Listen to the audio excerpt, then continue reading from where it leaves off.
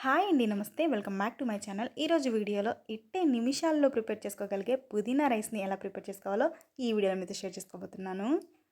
ఈ పుదీనా రైస్‌ని లంచ్ బాక్స్‌లోకి కానీ, బ్రేక్‌ఫాస్ట్‌లోకి కానీ క్విక్‌గా ప్రిపేర్ చేసుకోవచ్చు. చాలా సింపుల్ రెసిపీ అండి. అండ్ అలాగే టేస్ట్ కూడా చాలా బావుంటుంది. సో, ఇక లేట్ చేయకుండా ఈ పుదీనా రైస్‌ని చాలా సింపుల్‌గా ఎలా ప్రిపేర్ చేసుకోవాలో చూసేద్దామా? ఈ పుదీనా రైస్ కోసం ఫస్ట్ వచ్చేసి పుదీనా పేస్ట్‌ని ప్రిపేర్ చేసుకోవాలి. సో, దానికోసం మిక్సర్ జార్‌లో నీట్‌గా వాష్ చేసుకున్నటువంటి ఒక పుదీనా కట్టని యాడ్ చేసుకోవాలి. నెక్స్ట్ వచ్చేసి ఒక 3, 4 దాకా పచ్చిమిర్చిని యాడ్ చేసుకోవాలి. స్పైసీ ఎక్కువగా తినేవాళ్ళు ఒక 5, 6 పచ్చిమిర్చి దాకా యాడ్ చేసుకోవచ్చు. ఎందుకంటే కారం కూడా యాడ్ చేసుకోం కాబట్టి. ఇలా పచ్చిమిర్చిని యాడ్ చేసుకున్న తర్వాత కొన్ని వాటర్‌ని యాడ్ చేసుకోవాలి. వాటర్‌ని యాడ్ చేసుకోవడం వల్ల మంచిగా గ్రైండ్ అవుతుంది. వాటర్‌ని యాడ్ చేసుకున్న తర్వాత ఈ పుదీనా అండ్ అలాగే పచ్చిమిర్చిని ఫైన్ పేస్ట్ లాగా గ్రైండ్ చేసుకోవాలి. ఈ పేస్ట్‌ని కొంచెం సేపు పక్కన పెట్టేసుకుందాం. నెక్స్ట్ వచ్చేసి స్టవ్ మీద కడాయి పెట్టుకొని కడాయి హీట్ అయిన తర్వాత ఒక 2 టేబుల్ స్పూన్ దాకా ఆయిల్‌ని యాడ్ చేసుకోవాలి. ఈ ఆయిల్ కాస్త వేడైన తర్వాత 2 దాల్చిన చెక్కలు, 3 లవంగాలు అండ్ అలాగే 2 బిర్యానీ ఆకులను యాడ్ చేసుకోవాలి. నెక్స్ట్ వచ్చేసి ఒక హాఫ్ టేబుల్ స్పూన్ దాకా జీలకర్ర అండ్ అలాగే ఫ్లేవర్ కోసం 3 ఇలాచీని యాడ్ చేసుకోవాలి. నెక్స్ట్ వచ్చేసి సన్నగా ఇలా పొడవుగా కట్ చేసుకున్నటువంటి ఒక ఆనియన్‌ని యాడ్ చేసుకోవాలి. ఇప్పుడు ఈ ఆనియన్స్ కొంచెం పచ్చివాసన పోయేంత వరకు ఫ్రై చేసుకోవాలి. ఈ ఆనియన్స్ కొంచెం పచ్చివాసన పోయిన తర్వాత 1 టేబుల్ స్పూన్ దాకా అల్లం వెల్లుల్లి పేస్ట్‌ని కూడా యాడ్ చేసుకోవాలి. ఇప్పుడు ఈ అల్లం వెల్లుల్లి పేస్ట్ కూడా కొంచెం పచ్చివాసన పోయేంత వరకు ఫ్రై చేసుకోవాలి.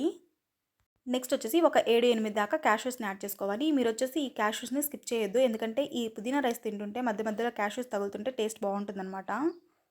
ఈ ఆనియన్స్ అన్నీ కొంచెం కలర్ చేంజ్ అయిన తర్వాత మనం ముందుగా ప్రిపేర్ చేసుకున్నటువంటి పచ్చిమిర్చి అండ్ అలాగే పుదీనా పేస్ట్ ఏదైతే ఉందో ఆ పేస్ట్‌ని యాడ్ చేసుకోవాలి.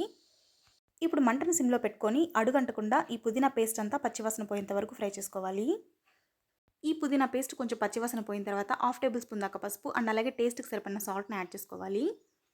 ఇప్పుడు ఒకసారి దీన్నంతా బాగా మిక్స్ చేసుకోవాలి. ఇలా ఒక 2-3 మినిట్స్ పాటు బాగా మిక్స్ చేసుకోవాలి. సో, ఇక్కడ చూసారా ఆయిల్ అనేది సెపరేట్ అయింది కదా! సో, ఈ స్టేజ్‌లో బాయిల్ చేసుకున్నటువంటి రైస్‌ని యాడ్ చేసుకోవాలి. మీరు ఈ రైస్‌ని బాయిల్ చేసుకునేటప్పుడు ఏ రైస్ తీసుకుంటున్నారో లైక్ బాస్మతి రైస్ కానివ్వండి, నార్మల్ రైస్ కానివ్వండి, ఆ రైస్‌లో కొంచెం ఆయిల్, హాఫ్ టేబుల్ స్పూన్ దాకా జీలకర్ర, ఒక దాల్చిన చెక్క అండ్ అలాగే 2 లవంగాలను యాడ్ చేసుకొని బాయిల్ చేసుకోవాలి.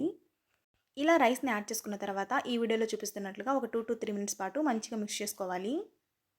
ఇలా ఈ రైస్ మొత్తాన్ని మంచిగా మిక్స్ చేసుకున్న తర్వాత స్టవ్ ఆఫ్ చేసేసుకొని సర్వింగ్ బౌల్‌లో తీసుకొని సర్వ్ చేసేసుకోవడమే. సో, చూసారు కదా! చాలా easy and quick breakfast recipe and అలాగే లంచ్ బాక్స్ రెసిపీ కూడా కదా! ఇలా మీరు కూడా మీ పిల్లలకి ఒకసారి లంచ్ బాక్స్‌లోకి ఈ పుదీనా రైస్‌ని చేసి పెట్టండి. లంచ్ బాక్స్ ఖాళీ చేయడం మాత్రం పక్కా. ఈ పుదీనా రైస్‌కి కాంబినేషన్‌గా రైతాని ట్రై చేయొచ్చు. అండ్ అలాగే నాన్ వెజ్ లవర్స్ అయితే చికెన్ గ్రేవీని ట్రై చేయండి. చాలా టేస్టీగా ఉంటుంది. ఐ హోప్ ఈ వీడియో అనేది మీకు నచ్చిందని అనుకుంటున్నాను. మీకు గనుక ఈ వీడియో నచ్చినట్లయితే లైక్ చేయండి. అండ్ అలాగే మీ ఫ్రెండ్స్ అండ్ ఫ్యామిలీ మెంబర్స్‌కి షేర్ చేయండి. Finally don't forget to subscribe to my channel. Don't forget to hit the bell icon. ఈ వీడియోని ఎండ్ వరకు చూసినందుకు థాంక్ యూ సో మచ్.